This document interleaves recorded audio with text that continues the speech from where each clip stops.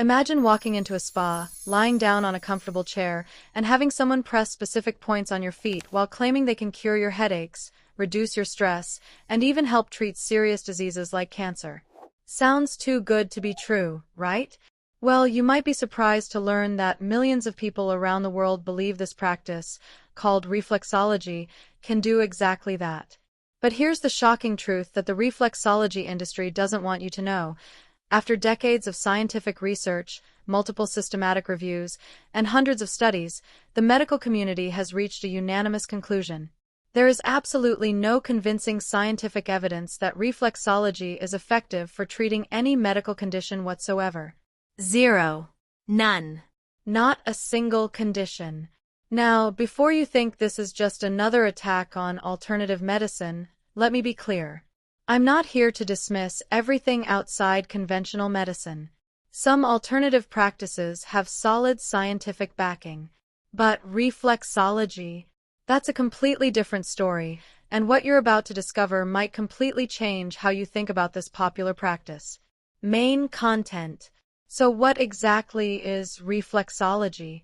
Let's start from the beginning, because understanding what reflexology claims to do is crucial to understanding why the scientific evidence is so damning. Reflexology is an alternative medical practice that involves applying pressure to specific points on your feet, hands, and ears. But it's not just a simple foot massage. Reflexology practitioners make some pretty extraordinary claims. They believe that these specific points, called reflex areas, correspond directly to different organs and systems in your body. According to reflexology theory, your big toe represents your brain and head. The area just below your toes corresponds to your chest and lungs.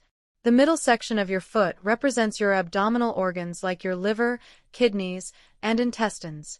And the heel area supposedly connects to your pelvic region and reproductive organs. Now, this might sound logical at first glance. After all, we know that different parts of our body are connected through our nervous system. But here's where reflexology takes a massive leap that science simply cannot support. Reflexologists claim that by pressing on these specific points, they can diagnose problems in the corresponding organs and actually treat diseases and health conditions. They believe that blockages in energy pathways, which they often call qi or life force energy, can be cleared through this pressure point manipulation. Some reflexology practitioners go even further, claiming they can treat everything from headaches and stress to serious conditions like diabetes, heart disease, and yes, even cancer. These are not minor claims. These are life and death assertions that, if true, would revolutionize modern medicine. But here's what's absolutely crucial to understand.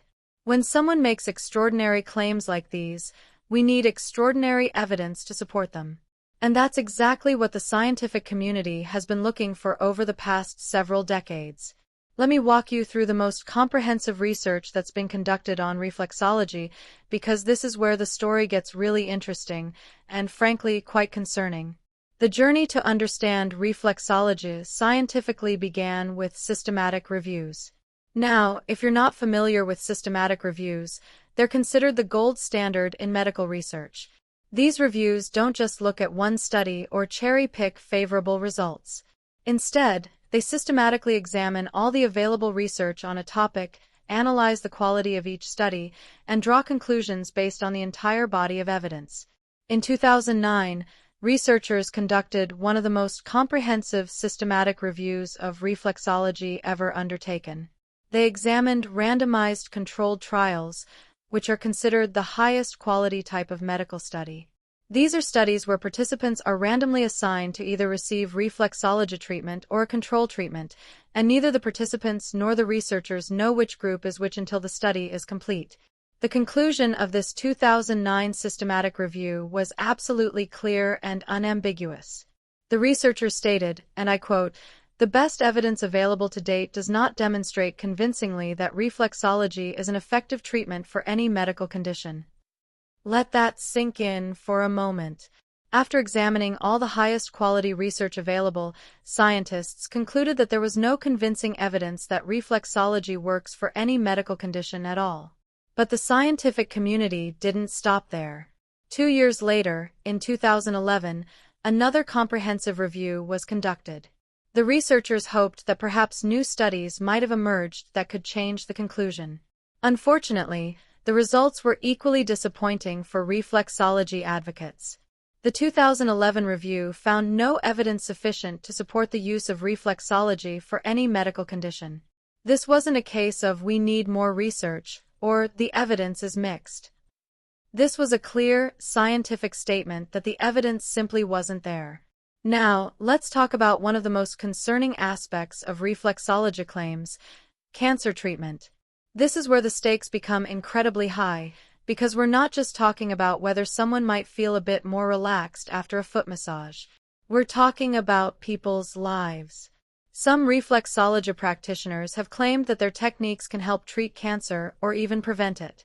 These claims are not just scientifically unfounded, they're potentially dangerous. Cancer Research UK, one of the world's leading cancer research organizations, has been absolutely clear on this matter. They state, and again I quote, "There is no scientific evidence to prove that reflexology can cure or prevent any type of disease, including cancer." Cancer Research UK goes further, explicitly categorizing reflexology as an unproven and disproven cancer treatment. Think about the implications of this for a moment. Imagine you or a loved one receives a cancer diagnosis. You're scared, you're desperate, and you're looking for any possible treatment that might help. Then someone tells you that reflexology might cure your cancer or help prevent its return. If you believe this and delay or avoid conventional cancer treatment, the consequences could be fatal. This isn't hypothetical.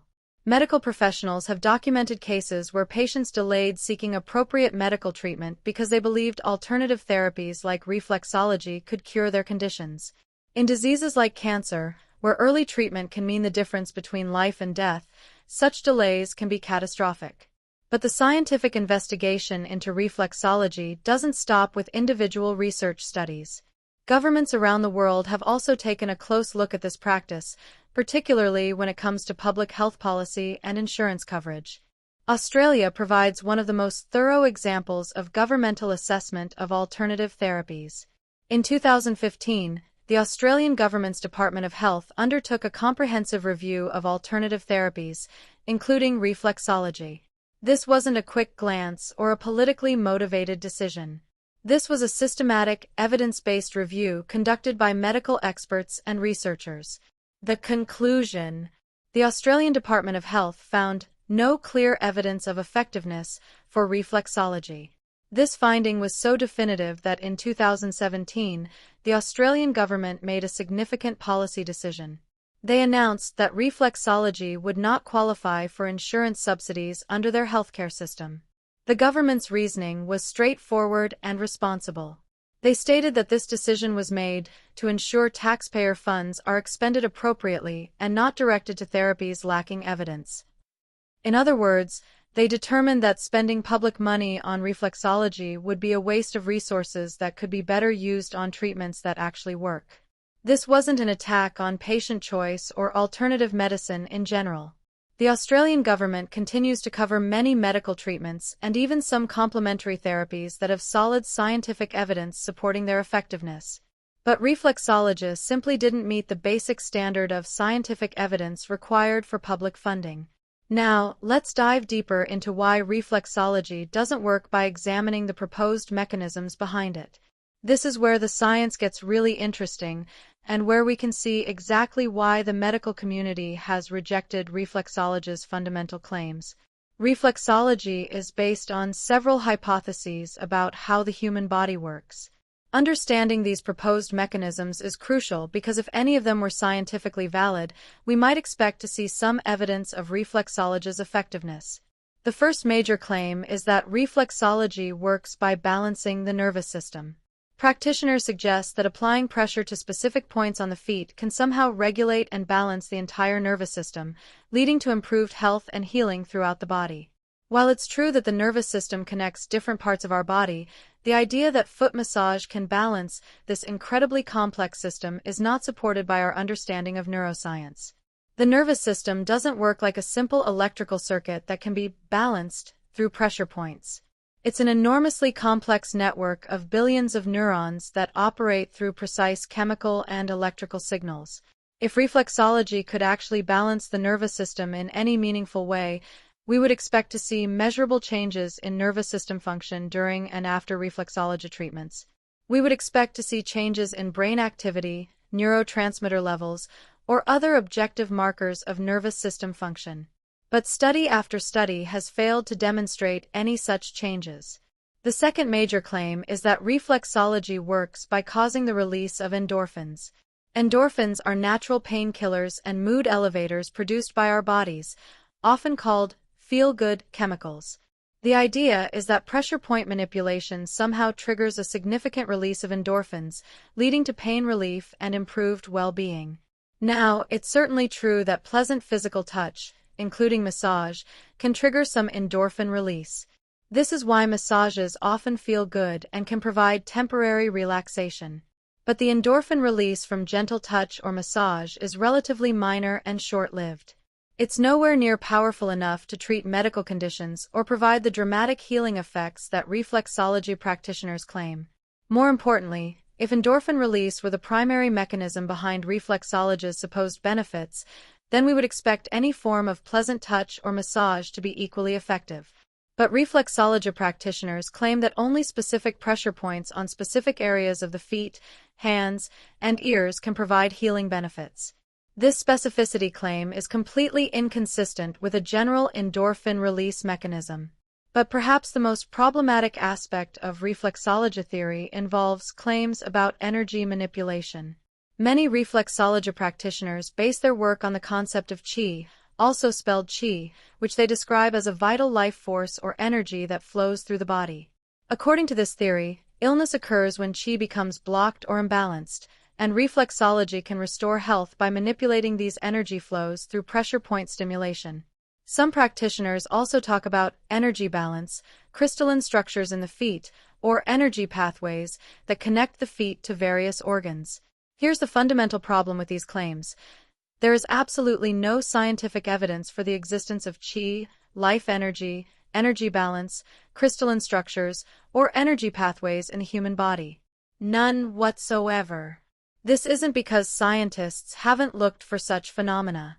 Researchers have conducted numerous studies using sophisticated equipment to detect any form of energy field, energy flow, or energy manipulation associated with reflexology and similar practices. These studies have consistently failed to find any evidence of such energies. We have incredibly sensitive instruments that can detect minute electrical fields, magnetic fields, infrared radiation, and other forms of energy. If the human body had special energy pathways or if reflexology could manipulate significant energy flows, our instruments would be able to detect them. But they don't, because these energies simply don't exist in any scientifically measurable way. The concept of qi and energy manipulation in reflexology is what scientists call unsupported by science. It's not just that we haven't proven it yet. It's that these concepts contradict our well-established understanding of human biology and physics. Think about it this way. We understand the human body in incredible detail. We know about the circulatory system that carries blood throughout the body. We know about the nervous system that carries electrical and chemical signals. We know about the lymphatic system that helps fight infection. We know about the endocrine system that produces and regulates hormones. Each of these systems has been mapped, studied, and understood through centuries of scientific research. We can see them, measure them, and observe how they function. But despite intensive searching, no one has ever found evidence of the energy pathways that reflexology claims to manipulate. This brings us to another major scientific problem with reflexology: the complete absence of any evolutionary explanation for how it could possibly work. Evolution is one of the most well-supported theories in all of science. Every aspect of human biology can be understood through the lens of evolutionary development. Our organs, our immune system, our nervous system, even our psychological tendencies can all be explained in terms of how they helped our ancestors survive and reproduce. But reflexology theory requires us to believe that internal organs somehow reflect their condition onto specific points on our hands and feet, and that manipulating these points can affect the organs. From an evolutionary perspective, this makes no sense whatsoever. Why would natural selection have created a system where your liver problems show up in a specific spot on your foot? What possible survival advantage would this provide? How would such a system have evolved when there's no apparent mechanism for organs to communicate their status to distant points on the hands and feet? The more you think about it from a biological and evolutionary standpoint, the more absurd reflexology's basic premises become. Our feet evolved for walking and running. Our hands evolved for grasping and manipulating objects. There's no evolutionary reason why they would also serve as diagnostic and treatment centers for internal organs. This lack of evolutionary logic is a red flag that scientists always look for when evaluating health claims. If someone proposes a biological mechanism that doesn't make evolutionary sense, it's usually because the mechanism is simply wrong. Now, let's address the elephant in the room. If reflexology doesn't work medically, why do some people swear by it? Why do some people report feeling better after reflexology sessions? This is actually a fascinating question that illustrates some important principles about human psychology and the nature of healing. First, there's the placebo effect, which is one of the most powerful phenomena in medicine. The placebo effect occurs when people experience real improvements in their symptoms simply because they believe they're receiving an effective treatment. This isn't all in their head, in a dismissive sense. The placebo effect can cause measurable, real changes in the body, including pain reduction, mood improvement, and even some physiological changes. The placebo effect is so powerful that all legitimate medical research must account for it. This is why high-quality studies use control groups where some participants receive a fake treatment that looks identical to the real treatment. Only if the real treatment performs better than the fake treatment can researchers conclude that the treatment actually works. The problem with reflexology is that in well-designed studies with proper control groups, reflexology doesn't perform any better than fake treatments or simple relaxation. This means that any benefits people experience are likely due to the placebo effect rather than any specific healing properties of reflexology itself. Second, there's the natural healing process. The human body has remarkable self-healing abilities. Most minor health problems resolve on their own given enough time. If someone receives reflexology treatment while their body is naturally recovering from an illness or injury, they might mistakenly attribute their improvement to the reflexology rather than to their body's natural healing processes. Third, many people find reflexology relaxing and enjoyable. There's nothing wrong with this. Human touch, gentle massage, and taking time to relax can all contribute to stress reduction and general well-being. If someone enjoys reflexology sessions and finds them relaxing, that's perfectly fine as long as they don't rely on them to treat serious medical conditions. The problem arises when people attribute medical benefits to reflexology that go beyond simple relaxation and stress reduction. When practitioners claim that reflexology can treat diseases, diagnose organ problems, or cure serious conditions, they're making claims that simply aren't supported by evidence. Let's also talk about the regulation of reflexology, because this varies dramatically around the world and tells us something important about how different medical systems evaluate evidence. In some countries and regions, reflexology is heavily regulated and practitioners must meet certain educational and certification requirements. In other places, virtually anyone can call themselves a reflexologist with minimal or no training. This lack of consistent regulation is itself a red flag, because legitimate medical treatments typically have standardized training requirements and regulatory oversight. More telling is how different healthcare systems around the world treat reflexology. Countries with healthcare systems that prioritize evidence-based medicine tend to be more skeptical of reflexology. Countries that are more open to traditional and alternative medicine practices may be more accepting of reflexology despite the lack of scientific evidence. The Australian example we discussed earlier is particularly instructive because Australia has a healthcare system that tries to balance patient choice with evidence-based medicine. They don't automatically reject alternative therapies, but they do require solid scientific evidence before providing public funding. The fact that reflexology failed to meet this standard speaks volumes about the quality of evidence supporting it. It's also worth noting that some countries have high usage rates of reflexology not because the evidence supports it, but because of cultural traditions or because people simply aren't aware of what the scientific evidence actually shows. High usage doesn't equal effectiveness any more than popularity proves that something works. Now, let's examine some specific studies to understand how researchers have tested reflexology and why the results have been so consistently negative. One area where reflexology has been extensively studied is pain management. Pain is relatively easy to measure and study, making it an ideal testing ground for reflexology's claims. If reflexology could effectively manage pain through pressure point manipulation, we would expect to see clear evidence of this in well-designed studies. Researchers have conducted numerous studies examining reflexology for various types of pain, including chronic pain, headaches, and post-surgical pain. The methodology typically involves randomly assigning participants to receive either real reflexology, fake reflexology, pressure applied to random points rather than supposed reflex areas, or no treatment at all.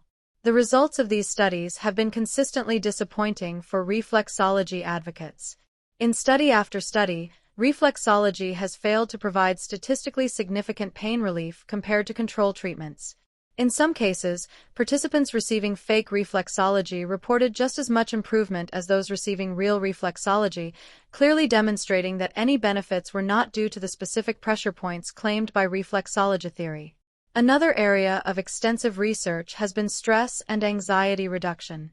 This might seem like a natural fit for reflexology, since massage and human touch are known to have some relaxing effects. But even in this area, where reflexology might be expected to show some benefits, the results have been mixed at best.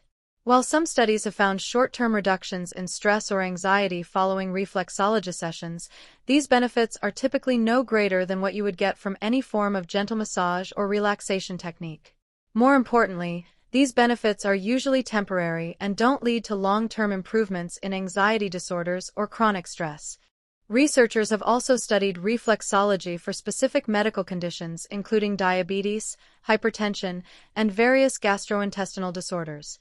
The theory behind reflexology suggests that applying pressure to specific foot points corresponding to the pancreas should help with diabetes, pressure points corresponding to the cardiovascular system should help with blood pressure, and so on.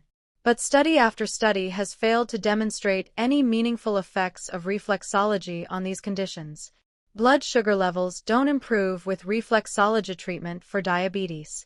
Blood pressure doesn't significantly decrease with reflexology for hypertension. Digestive problems don't resolve with reflexology targeting supposed gastrointestinal reflex points. This consistent pattern of negative results across multiple conditions and multiple research teams is extremely telling.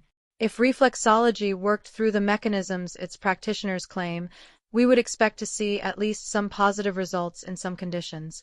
The fact that we consistently see no significant benefits strongly suggests that reflexology's fundamental premises are simply wrong. One of the most concerning aspects of reflexology promotion is how practitioners and advocates respond to this overwhelming negative evidence. Rather than acknowledging that their claims aren't supported by science, many reflexology proponents use various strategies to dismiss or deflect from the research findings. Some claim that reflexology is too individualized to be properly studied through standard research methods. They argue that because each person requires a different treatment approach, it's impossible to standardize reflexology enough for scientific testing. This argument sounds reasonable on the surface, but it's actually scientifically invalid. If reflexology works through the specific mechanisms its practitioners claim, then applying pressure to specific points should produce measurable effects regardless of individual differences. While the magnitude of effects might vary between individuals, the basic physiological responses should be detectable in properly designed studies. Moreover, this too individualized to study argument could be used to defend literally any treatment, no matter how absurd. It's essentially an unfalsifiable claim that puts reflexology beyond the reach of scientific evaluation, which is a hallmark of pseudoscience rather than legitimate medicine. Other reflexology advocates claim that conventional research methods are inappropriate for studying energy-based healing systems. They argue that because reflexology works with subtle energies that conventional science doesn't recognize, standard research methods can't properly evaluate its effectiveness. This argument also fails on multiple levels. First, if reflexology produces real health benefits, those benefits should be measurable regardless of the underlying mechanism. If reflexology reduces pain, lowers blood pressure, or improves any other health outcome, those improvements can be objectively measured and compared to control treatments. Second, the claim about subtle energies is simply an assertion without evidence. As we discussed earlier, there's no scientific evidence for the existence of the types of energies that reflexology practitioners claim to manipulate. You can't defend a treatment by appealing to mechanisms that haven't been shown to exist. Some reflexology proponents also engage in cherry-picking, selectively citing individual studies that seem to support reflexology while ignoring the larger body of negative evidence. This is a common tactic in pseudoscience, where advocates focus on a few positive results while dismissing systematic reviews and the overall weight of evidence. It's important to understand that in any field of research, you'll occasionally find individual studies that show positive results even for treatments that don't actually work. This can happen due to chance, small sample sizes, methodological flaws, or other factors. This is exactly why scientists rely on systematic reviews and meta-analyses that look at all the available evidence rather than cherry-picking individual studies.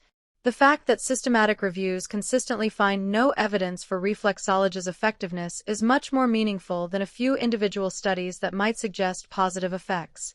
Another common defense of reflexology is the appeal to tradition and popularity.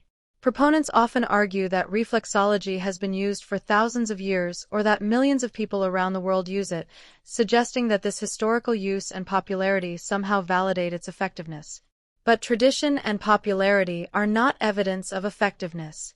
Throughout history, people have used many treatments that we now know to be useless or even harmful. Bloodletting was practiced for thousands of years and was extremely popular among physicians, but we now know it was generally ineffective and often dangerous. The fact that people continue to use reflexology despite the lack of scientific evidence says more about human psychology, marketing, and the appeal of alternative medicine than it does about reflexology's actual effectiveness. Now, let's talk about the potential risks of reflexology, because while it might seem like a harmless practice, there are several concerns that people should be aware of. The most serious risk is treatment delay. When people believe that reflexology can treat serious medical conditions, they may delay or avoid seeking appropriate medical care. As we discussed with cancer, this delay can be life-threatening for serious conditions where early intervention is crucial. Even for less serious conditions, relying on reflexology instead of effective treatments can lead to unnecessary suffering and complications. For example, if someone with diabetes believes that reflexology can control their blood sugar levels and reduces their reliance on proven diabetes medications, they risk serious complications including diabetic coma, organ damage, and even death. There are also some direct physical risks associated with reflexology, though these are generally minor. Applying pressure to the feet can sometimes cause bruising, pain, or injury, particularly in people with certain medical conditions like diabetes-related nerve damage, circulation problems, or foot injuries. More concerning is the risk of misdiagnosis. Some reflexology practitioners claim they can diagnose medical conditions by feeling different sensations or textures in various parts of the feet. They might tell clients that they detect problems with specific organs based on these foot examinations. This type of diagnostic claim is not only unsupported by evidence but potentially dangerous. If someone believes a reflexology practitioner's diagnosis and fails to seek proper medical evaluation, they might miss the opportunity for early detection and treatment of serious conditions. There's also the financial cost to consider. While individual reflexology sessions might not be extremely expensive, the costs can add up over time, particularly if someone is receiving regular treatments for chronic conditions. Money spent on ineffective treatments is money that can't be used for effective health care, healthy food, exercise programs, or other activities that actually do improve health. Let's also examine the broader context of reflexology within the alternative medicine industry. Understanding this context helps explain why reflexology continues to be popular despite the lack of scientific evidence. The alternative medicine industry is enormous, generating billions of dollars in revenue worldwide. This industry has a strong financial incentive to promote treatments like reflexology, regardless of their scientific merit. Marketing for alternative treatments often emphasizes natural healing, holistic approaches, and freedom from the supposed side effects of conventional medicine. These marketing messages can be very appealing, particularly to people who are frustrated with conventional healthcare or who have had negative experiences with medical treatments. The promise of a natural, gentle, side effect-free treatment that addresses the root causes of illness rather than just symptoms is understandably attractive. But it's important to understand that natural doesn't automatically mean safe or effective, and alternative doesn't automatically mean better. The most important question should always be, does it actually work? And for reflexology, the answer based on scientific evidence is clearly no. The reflexology industry also benefits from several cognitive biases that affect how people evaluate treatment effectiveness. These biases aren't character flaws. They're normal aspects of human psychology that affect all of us. Confirmation bias leads people to notice and remember information that supports what they already believe while ignoring or forgetting information that contradicts their beliefs. If someone believes reflexology works, they're more likely to attribute any improvements in their health to the reflexology treatments while dismissing the times when reflexology didn't help. Post hoc ergo propter hoc is a logical fallacy where people assume that because one event followed another, the first event caused the second. If someone feels better after a reflexology session, they might assume the reflexology caused the improvement, even if the improvement would have happened anyway.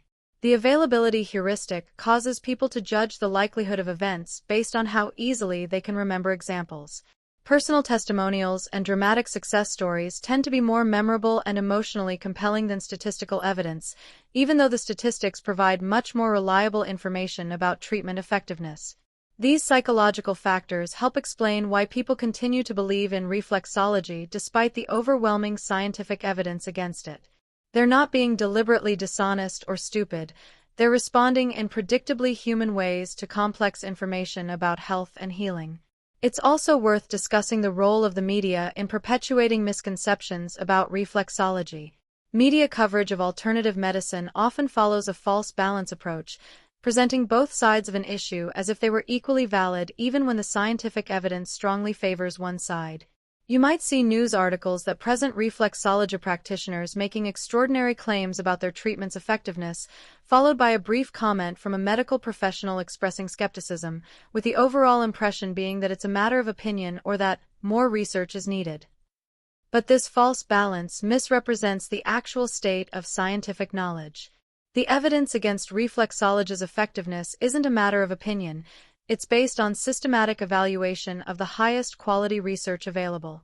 When systematic reviews consistently find no evidence of effectiveness, that's a strong scientific conclusion, not just one viewpoint among many. The media also tends to focus on individual success stories and testimonials, which are emotionally compelling but scientifically meaningless. These stories can be very persuasive, but they don't tell us anything reliable about whether a treatment actually works for most people most of the time. Now, let's address what people should do if they're currently using reflexology or considering trying it. This is where the rubber meets the road in terms of practical decision-making about healthcare.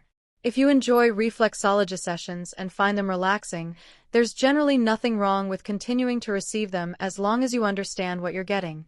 Think of it like any other form of relaxation or pampering rather than as medical treatment.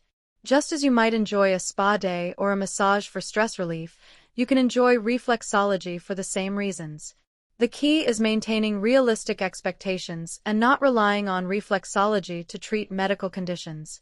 If you have health problems, work with qualified medical professionals who use evidence-based treatments. You can still enjoy reflexology for relaxation while receiving proper medical care for any health issues. If you're considering trying reflexology, ask yourself what you hope to achieve. If you're looking for relaxation and stress relief, reflexology might provide some temporary benefits, though you could probably get similar benefits from other forms of massage or relaxation techniques that cost less and don't come with unsupported medical claims. But if you're hoping to treat a medical condition with reflexology, the scientific evidence strongly suggests you'll be wasting your time and money. More importantly, you might be delaying effective treatment that could actually help with your condition.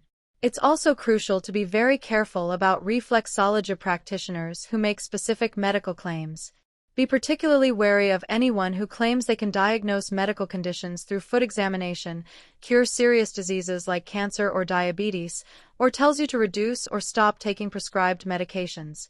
These types of claims go far beyond what reflexology has been shown to accomplish and could potentially put your health at risk. Any healthcare provider, whether conventional or alternative, should be encouraging you to work with qualified medical professionals for serious health concerns. Let's also talk about how to evaluate health information more generally, because the principles that apply to reflexology also apply to many other alternative and conventional treatments.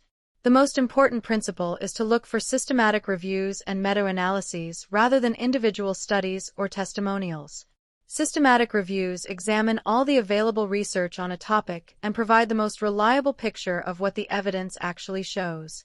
Individual studies can be misleading due to chance, small sample sizes, or methodological problems, but systematic reviews help account for these issues. When you see health claims, ask yourself whether they make biological and evolutionary sense.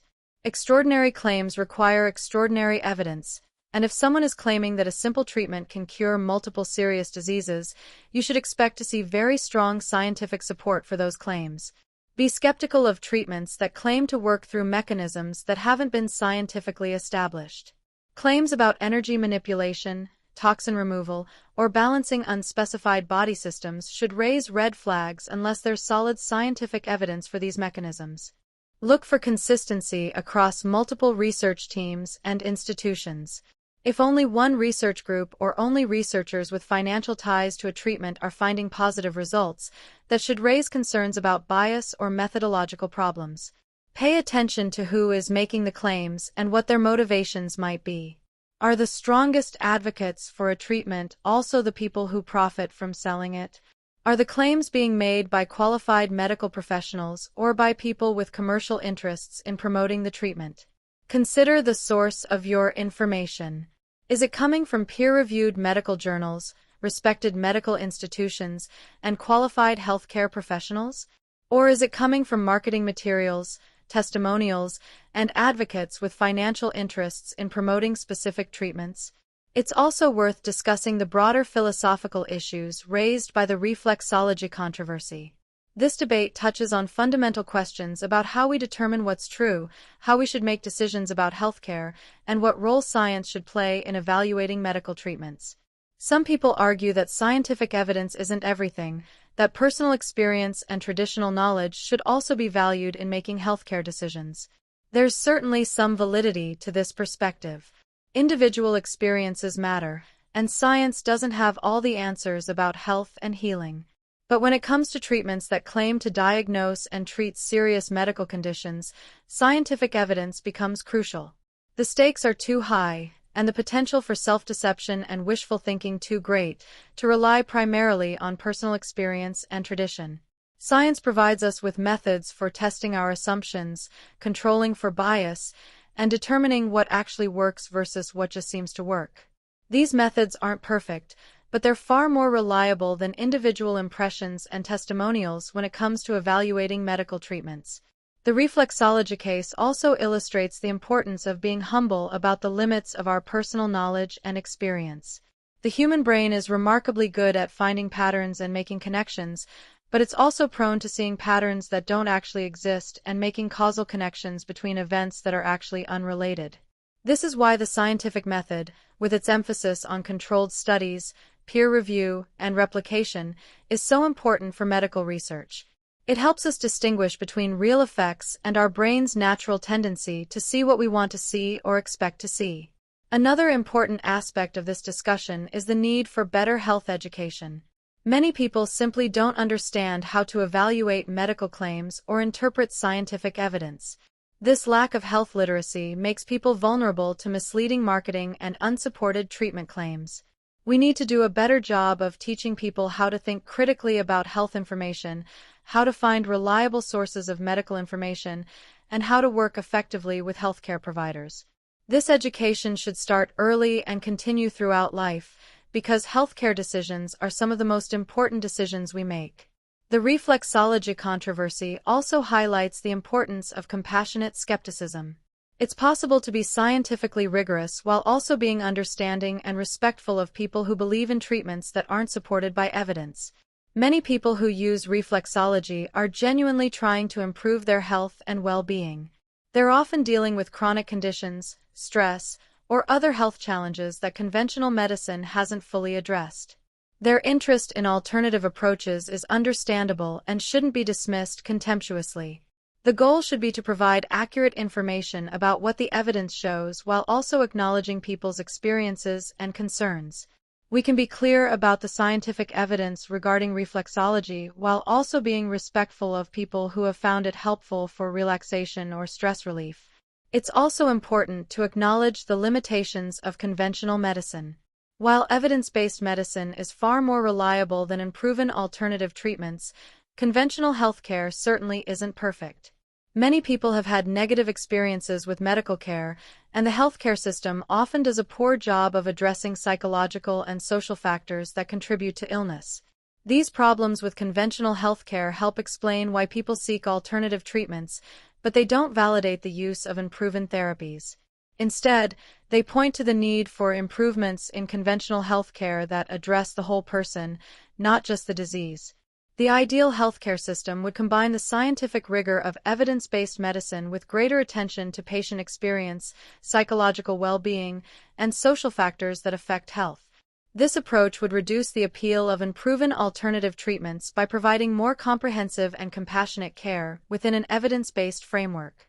Let's also consider the global perspective on reflexology and alternative medicine. Different cultures have different relationships with traditional healing practices, and it's important to be respectful of cultural diversity while also maintaining scientific standards. In some cultures, practices similar to reflexology have been part of traditional healing systems for centuries. These cultural traditions deserve respect and preservation, but they also need to be honestly evaluated in terms of their actual effectiveness for treating medical conditions. It's possible to honor cultural traditions while also acknowledging what scientific evidence tells us about their effectiveness. Cultural practices can have value for their historical significance, social cohesion, and psychological benefits without necessarily being effective medical treatments. The key is to be honest about what we know and don't know, to avoid making exaggerated medical claims based on cultural tradition alone, and to ensure that people have access to effective medical care when they need it, regardless of their cultural background. This brings us to one of the most important practical implications of the reflexology research: the need for healthcare systems that are both scientifically rigorous and culturally sensitive. Healthcare providers need to be able to discuss alternative treatments respectfully while also providing accurate information about what the evidence shows. This requires training healthcare professionals to understand different cultural perspectives on health and healing, while also helping them communicate effectively about scientific evidence. It requires creating healthcare environments where people feel comfortable discussing their use of alternative treatments without fear of judgment. It also requires healthcare systems that address the underlying reasons why people seek alternative treatments: the need for personal attention, comprehensive care, and treatments that address psychological and social as well as physical aspects of health. When we look at the reflexology evidence in this broader context, it becomes clear that this isn't just about one alternative treatment. It's about how we as individuals and as a society make decisions about healthcare, how we evaluate medical claims, and how we balance hope with evidence. The story of reflexology also serves as a valuable case study in understanding the difference between correlation and causation. Many people who use reflexology report feeling better, but feeling better after a treatment doesn't necessarily mean the treatment caused the improvement. This is one of the most common mistakes people make when evaluating healthcare interventions. Think about it this way. If you have a headache and you eat a banana, and then your headache goes away, does that mean bananas cure headaches? Of course not. The headache might have resolved on its own, or you might have been dehydrated and the water you drank with the banana helped, or any number of other factors could have been involved. The same principle applies to reflexology. If someone feels better after a reflexology session, that improvement could be due to the relaxation of lying down, the human contact, the placebo effect, the natural healing process, stress reduction from taking time for self-care, or numerous other factors that have nothing to do with the specific pressure points used in reflexology. This is exactly why properly controlled scientific studies are so important. They help us determine whether improvements are actually due to the specific treatment being tested or to other factors that might occur alongside the treatment. The reflexology case also illustrates something fascinating about human psychology and the nature of belief. Even when presented with clear evidence that a treatment doesn't work, many people continue to believe in it. This isn't necessarily irrational or stubborn. It reflects deep-seated psychological needs and cognitive processes. For many people, the belief that they have some control over their health through practices like reflexology provides psychological comfort and a sense of empowerment. This feeling of control can be valuable for mental health and well-being, even if the specific practice doesn't have direct medical benefits. The challenge is finding ways to meet these psychological needs while also being honest about what treatments actually work. This might involve helping people find evidence-based ways to feel more in control of their health, such as through proven lifestyle interventions, stress management techniques, or participation in their medical care. It's also worth considering the economic aspects of the reflexology industry. The global market for reflexology and similar alternative treatments is worth billions of dollars. This creates powerful economic incentives for practitioners, training programs, product manufacturers, and others to continue promoting these treatments regardless of the scientific evidence. When there's this much money involved, it becomes even more important for consumers to be able to evaluate claims critically. The fact that an industry is profitable doesn't mean its products are effective, and the enthusiasm of people who make money from a treatment shouldn't be confused with objective evidence of its benefits. This economic dimension also helps explain why the alternative medicine industry often funds its own research and promotes studies that seem to support its products. While not all industry-funded research is biased, it's important to understand that financial conflicts of interest can influence how studies are designed, conducted, and reported. Independent research conducted by scientists without financial ties to the reflexology industry has consistently failed to find evidence of effectiveness. This pattern strongly suggests that any positive results from industry-funded studies are likely due to bias rather than genuine treatment effects. Let's also examine some specific examples of how reflexology claims have evolved in response to scientific criticism. This evolution provides insight into how pseudoscientific practices adapt to maintain credibility despite negative evidence. In the early days of modern reflexology promotion, practitioners often made very specific and dramatic claims about their ability to diagnose and treat serious diseases. As scientific scrutiny increased and these claims were repeatedly disproven, many reflexology advocates began moderating their language. Instead of claiming to cure diseases, they began talking about supporting the body's natural healing processes or promoting wellness and balance. Instead of claiming to diagnose specific conditions, they began talking about detecting energy imbalances or identifying areas of stress. This shift in language is significant because it makes reflexology claims harder to test scientifically while maintaining the impression that the practice has real medical benefits. Terms like balance, energy, and wellness are vague enough that they can't be easily measured or disproven, but they still sound medical and authoritative to consumers. This linguistic evolution is a common pattern in pseudoscience. When specific claims are disproven, advocates often retreat to increasingly vague and untestable assertions rather than acknowledging that their fundamental premises might be wrong. Another way reflexology advocates have responded to negative evidence is by claiming that reflexology works synergistically with other treatments, making it impossible to study in isolation. They argue that reflexology enhances the effectiveness of conventional medical treatments or other alternative therapies, so it can't be properly evaluated on its own. This argument might sound reasonable, but it's actually another unfalsifiable claim that puts reflexology beyond the reach of scientific testing. If reflexology had real synergistic effects with other treatments, those effects should be detectable in properly designed studies that compare combined treatments to individual treatments. The fact that reflexology advocates continue to retreat to untestable claims rather than producing convincing scientific evidence suggests that the fundamental problems with reflexology theory run deeper than simple methodology issues. It's also important to discuss the training and qualifications of reflexology practitioners, because this varies enormously and can affect both the quality of care and the types of claims practitioners make.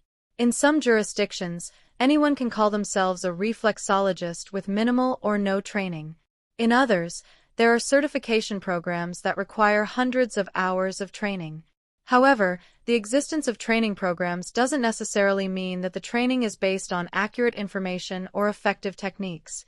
Many reflexology training programs teach students to make diagnostic claims based on foot examination and to recommend reflexology for serious medical conditions.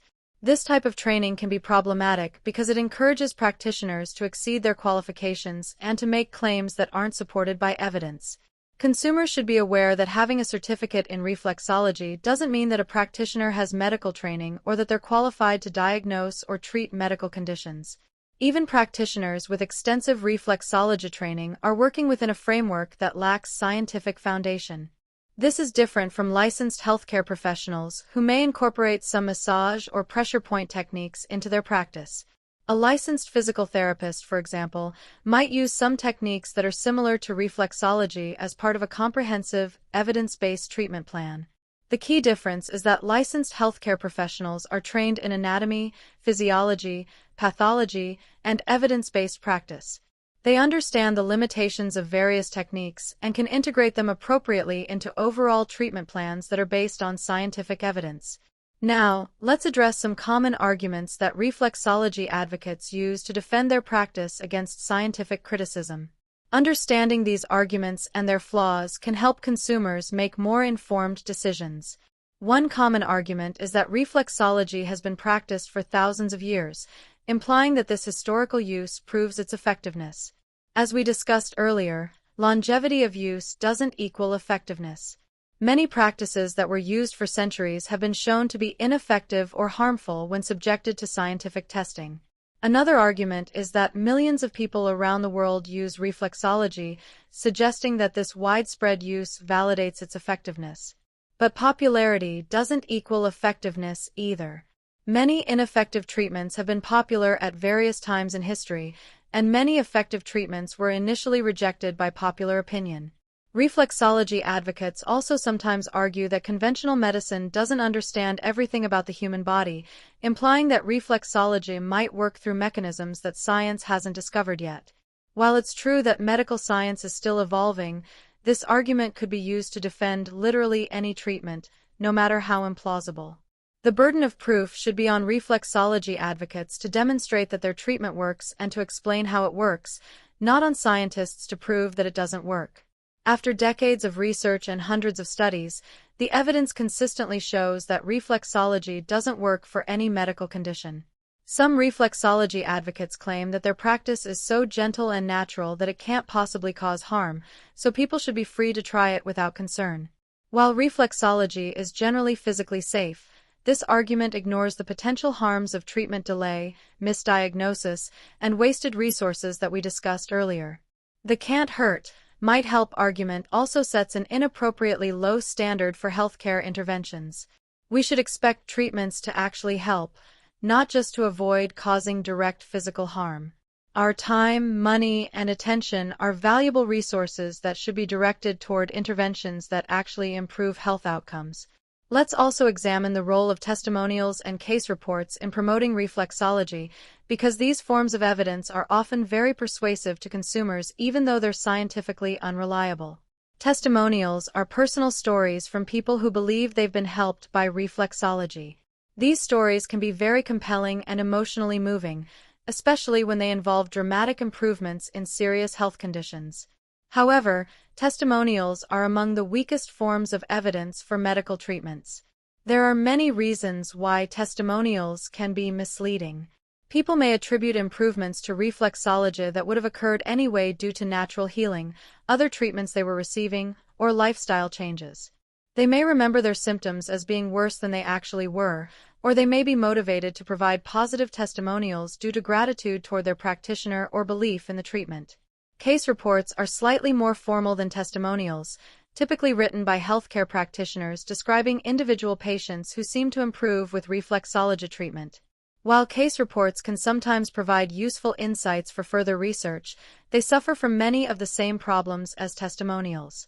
Case reports can't control for other factors that might have contributed to improvement. They're subject to selection bias because practitioners are more likely to report successes than failures, and they can't tell us how often reflexology works versus how often it doesn't work. The plural of anecdote is not data, as scientists like to say. No matter how many testimonials or case reports you collect, they can't substitute for properly controlled scientific studies when it comes to determining whether a treatment actually works. This is why systematic reviews of randomized controlled trials are considered the gold standard for medical evidence. These studies are specifically designed to control for the psychological and statistical factors that can make ineffective treatments appear to work in testimonials and case reports. It's also worth discussing the broader implications of the reflexology controversy for healthcare policy and regulation. How should society respond to treatments that are popular but lack scientific evidence? Different countries have taken different approaches to this question. Some have adopted a more permissive approach, allowing people to use whatever treatments they want as long as they're not directly harmful. Others have taken a more restrictive approach, requiring scientific evidence before treatments can be marketed for medical conditions. The Australian example we discussed earlier represents a middle ground approach. People are free to use reflexology if they want to, but public funds aren't used to subsidize treatments that lack scientific evidence. This approach respects individual choice while ensuring that limited healthcare resources are directed toward treatments that actually work. There are good arguments for different regulatory approaches, but most experts agree that consumers should have access to accurate information about treatment effectiveness regardless of the regulatory framework. People should be able to make informed decisions based on clear, honest information about what the scientific evidence shows. This means that practitioners should be required to provide accurate information about the limitations of their treatments, marketing materials should be honest about the lack of scientific evidence, and educational institutions should teach people how to evaluate medical claims critically. The reflexology case also raises important questions about the role of hope in healthcare and how to balance hope with realistic expectations. Many people turn to alternative treatments like reflexology because conventional medicine hasn't been able to help them, or because they're facing serious diagnoses that conventional medicine can't cure. The hope that reflexology might provide relief or healing can be psychologically valuable, even if the treatment itself doesn't work medically. But false hope can also be harmful, particularly if it prevents people from accepting their medical situation or making realistic plans for the future. Healthcare providers face a challenging balance in addressing hope and expectations. They need to be honest about what treatments can and can't accomplish while also supporting patients' emotional needs and maintaining therapeutic relationships. This balance might involve helping people find realistic sources of hope, such as proven treatments that might help manage symptoms or slow disease progression, even if they can't provide cures. It might involve helping people find meaning and purpose despite health challenges, or connecting them with support groups and other resources. The key is to base hope on accurate information rather than false promises, and to help people develop coping strategies that are grounded in reality rather than wishful thinking. Let's also consider what the reflexology research tells us about the broader challenges facing healthcare in the 21st century. Many of the factors that make reflexology appealing also reflect real problems with conventional healthcare systems. People often turn to alternative treatments because they feel that conventional medicine doesn't listen to them, doesn't have enough time for them, or focuses too narrowly on specific symptoms rather than their overall well-being. These concerns point to real problems that healthcare systems need to address. The popularity of reflexology and similar treatments also reflects people's desire for more natural, holistic approaches to health. While this doesn't validate unproven treatments, it does suggest that healthcare systems could benefit from incorporating more attention to lifestyle factors, stress management, and preventive care. Many of the benefits that people report from reflexology, such as stress reduction and improved mood, could potentially be achieved through evidence-based interventions like regular exercise, meditation, massage therapy, social support, and other proven approaches to wellness. The challenge is to develop healthcare systems that provide the personal attention, holistic perspective, and emphasis on wellness that people seek in alternative medicine while maintaining the scientific rigor and effectiveness of evidence-based practice. This might involve training healthcare providers to communicate more effectively, spending more time with patients, addressing psychological and social factors that contribute to illness, and integrating proven complementary approaches into conventional care. It might also involve better education about lifestyle factors that affect health, so that people have realistic, evidence-based ways to feel more in control of their well-being. The Reflexology case study also illustrates the importance of scientific literacy in modern society. As medical information becomes more accessible through the internet and other media, people need better skills for evaluating the reliability and accuracy of health information. This includes understanding basic concepts about research methodology, statistical significance, peer review, and the difference between correlation and causation. It includes knowing how to identify reliable sources of medical information and how to recognize red flags that might indicate misleading or inaccurate claims. Scientific literacy also involves understanding the nature of scientific knowledge itself, including how scientific consensus develops, why scientists change their minds when new evidence emerges, and why uncertainty and debate are normal parts of the scientific process.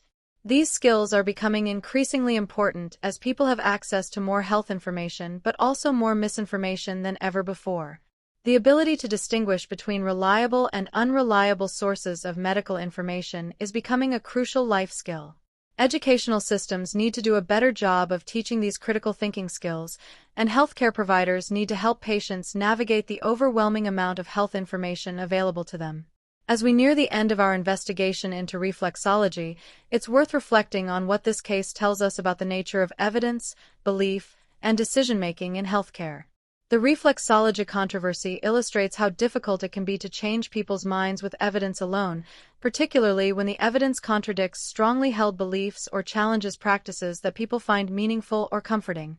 But it also demonstrates the importance of continuing to conduct rigorous research and to communicate scientific findings clearly and respectfully. While not everyone will change their minds immediately when presented with evidence, accurate information does influence decision-making over time. The story of reflexology also shows how scientific understanding evolves through the accumulation of evidence from multiple studies conducted by different research teams using different methodologies. No single study definitively disproved reflexology, but the consistent pattern of negative results across many studies provides a very strong scientific conclusion. This process of evidence accumulation is how science works at its best. Individual studies may have limitations or conflicting results, but when multiple high-quality studies consistently point in the same direction, we can have confidence in the overall conclusion. The reflexology case also demonstrates the value of systematic reviews and meta-analyses in synthesizing research findings and providing clear conclusions based on the best available evidence. These types of reviews help cut through the confusion of individual studies and provide reliable guidance for healthcare decision-making. Perhaps most importantly, the reflexology story illustrates the need for compassionate skepticism in healthcare. We can be scientifically rigorous while also being understanding of people's experiences and respectful of their choices.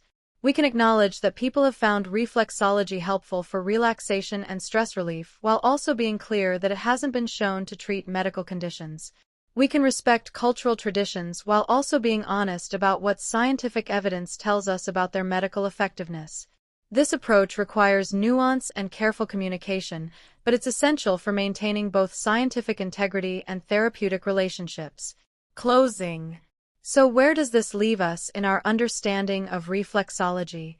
After examining decades of research, multiple systematic reviews, government assessments, and the underlying mechanisms proposed by reflexology practitioners, the scientific conclusion is clear and unambiguous. There is no convincing scientific evidence that reflexology is effective for treating any medical condition. None of the proposed mechanisms for how reflexology supposedly works are supported by scientific evidence. The energy pathways, organ correspondences, and diagnostic claims that form the foundation of reflexology theory have no basis in established medical science. This doesn't mean that everyone who has tried reflexology is wrong about their experience. People may indeed feel more relaxed, less stressed, or simply enjoy the experience of having their feet massaged. These are valid experiences that don't require reflexology to work medically to be meaningful to the people having them. But we need to be honest about what these experiences represent. They're most likely due to the general relaxation effects of massage, the placebo effect, the natural healing process, or other factors that have nothing to do with the specific claims of reflexology theory. The danger comes when reflexology is promoted as a treatment for serious medical conditions, when practitioners claim they can diagnose diseases through foot examination, or when people delay or avoid effective medical treatment because they believe reflexology can cure their conditions. For people who enjoy reflexology and find it relaxing, there's generally no harm in continuing to use it for stress relief and personal enjoyment, as long as they maintain realistic expectations and continue to work with qualified healthcare providers for any medical conditions. For people considering trying reflexology, it's important to understand what you're likely to get versus what's being promised. If you're looking for relaxation, you might find reflexology enjoyable, though you could probably get similar benefits from other forms of massage or stress reduction techniques. If you're hoping to treat a medical condition, the scientific evidence strongly suggests you'd be better served by consulting with qualified healthcare providers who use evidence-based treatments. For healthcare providers, the reflexology case emphasizes the importance of staying current with scientific evidence, communicating effectively about the limitations of unproven treatments, and working with patients to address their underlying needs for personal attention, stress relief, and comprehensive care. For policymakers, the reflexology example illustrates the importance of basing healthcare coverage and regulation on scientific evidence while also respecting individual choice and cultural diversity. For all of us, the reflexology story serves as a valuable lesson in the importance of scientific literacy, critical thinking, and the need to base our healthcare decisions on evidence rather than wishful thinking or marketing claims. The human desire for healing, for control over our health, and for treatments that address our whole person rather than just our symptoms is completely understandable and valuable. These desires have led to many important advances in medicine and continue to drive innovation in healthcare. But we serve these desires best when we channel them toward approaches that actually work, that are based on solid scientific evidence, and that can reliably improve health outcomes. The story of reflexology reminds us that good intentions, passionate advocates, and satisfied customers aren't enough to validate a medical treatment. We need rigorous scientific testing, peer review, and replication to determine what actually works and what only appears to work. This scientific approach to healthcare isn't cold or heartless. It's actually the most compassionate approach we have, because it helps ensure that people get treatments that actually help them rather than treatments that only seem to help. Science has given us antibiotics that cure infections, vaccines that prevent diseases, surgical techniques that save lives, and countless other advances that have dramatically improved human health and longevity. This same scientific approach, applied consistently and rigorously, continues to be our best tool for distinguishing between treatments that work and treatments that don't. The reflexology case study also reminds us that science is not the enemy of hope, healing, or holistic care. Science is simply a method for testing our ideas about what works and what doesn't. When we use scientific methods to evaluate healthcare interventions, we're not rejecting hope or healing. We're trying to find the most effective ways to achieve them. Some of the most hopeful developments in modern medicine have come from rigorous scientific research. New cancer treatments that extend lives, genetic therapies that cure previously untreatable diseases, and interventions that help people with chronic conditions live fuller, healthier lives. By insisting on scientific evidence for medical treatments, we're not limiting our options. We're ensuring that our limited time, energy, and resources are directed toward approaches that actually help people get better. As we continue to face new health challenges and evaluate new treatment claims, the lessons from reflexology research remain relevant. We need to maintain our scientific standards while also addressing the human needs that drive people toward unproven treatments. We need healthcare systems that are both evidence-based and compassionate, that provide effective treatments while also addressing psychological, social, and spiritual aspects of healing.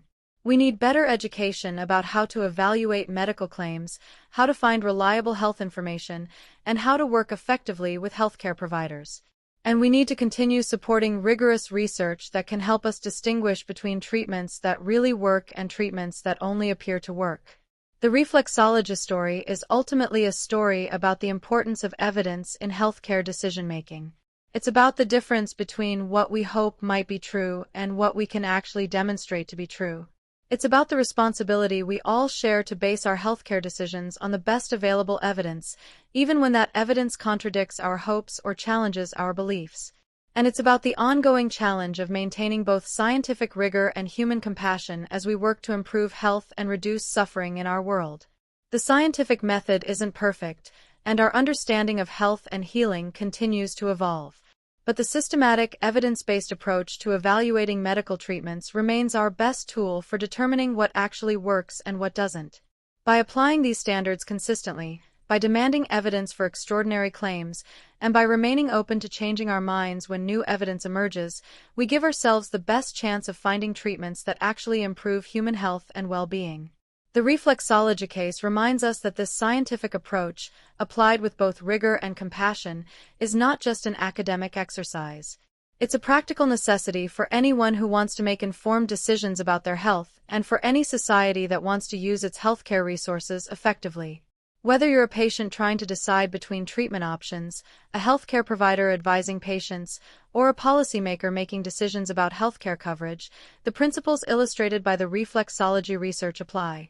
Look for systematic reviews rather than individual studies. Demand evidence rather than accepting testimonials. Be skeptical of claims that seem too good to be true. Consider the source of information and potential conflicts of interest. And always remember that the goal is not to be right about what we want to believe, but to find out what actually works.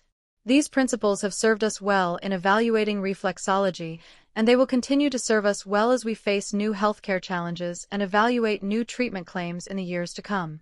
The truth about reflexology may not be what its advocates hoped for, but it is the truth that emerges from careful, systematic examination of the evidence. And in healthcare, as in all areas of life where the stakes are high, truth based on evidence is ultimately more valuable than false hope based on wishful thinking.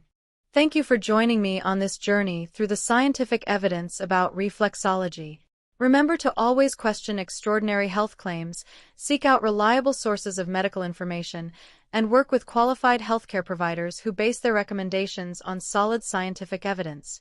Your health is too important to base on anything less than the truth, and the truth is best discovered through the careful, systematic, and rigorous methods of scientific inquiry that have served humanity so well in our ongoing quest to understand and improve human health.